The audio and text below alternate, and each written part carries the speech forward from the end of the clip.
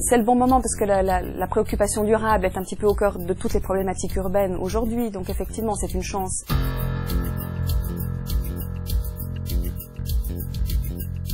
Le canton de Genève est un incroyable territoire transfrontalier. Ses frontières sont surtout françaises. D'un côté la Haute-Savoie, de l'autre le département de l'Ain.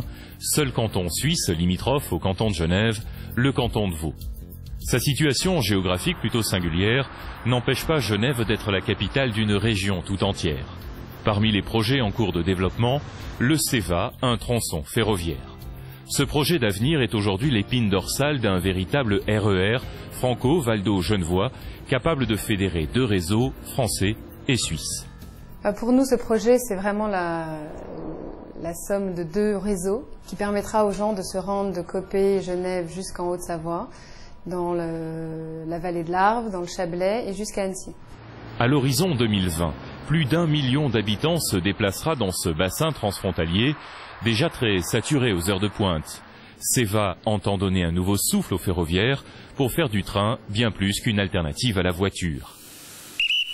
L'infrastructure CEVA, articulée autour des nœuds ferroviaires de Genève et d'Annemasse, implique près de 40 gares dans un rayon de 60 km. La conception du futur RER vise à satisfaire 4 fonctionnalités urbaines de type métro pour les déplacements au sein de l'agglomération avec jusqu'à 6 trains par heure, 7 jours sur 7.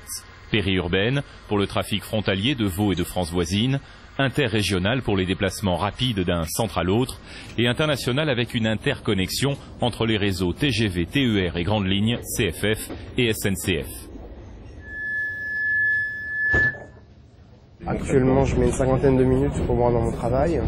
Après, avec la nouvelle liaison, je mettrai sûrement un peu moins de temps. Mon employeur compte déménager du côté de la Craille.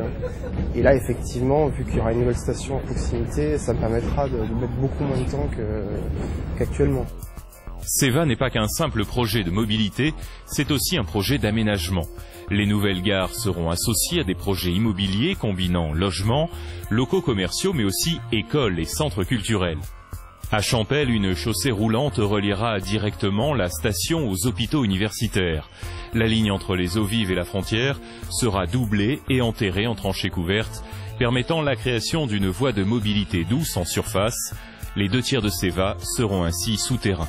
Moi, je pourrais dire que ça va me faire des nuisances pendant l'année de travaux, mais que je vais aussi gagner par la suite puisque la ligne sera enterrée. D'ailleurs, on entend là le train passer, c'est un bon spécimen des nuisances actuelles dont il faut aussi parler.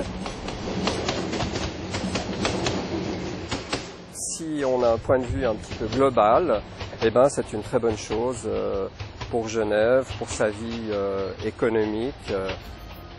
Starter d'un nouvel élan, CEVA est aussi une opportunité pour la SNCF et les CFF qui ensemble ont créé Transferis. Les 2 entreprises concrétisent ainsi une coopération transfrontalière aux grandes ambitions.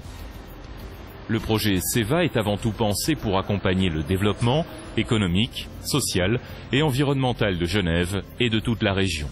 Et si Genève n'utilise pas ce projet, eh bien, Genève viendra une toute petite ville étriquée et avec tous les inconvénients que ça veut dire.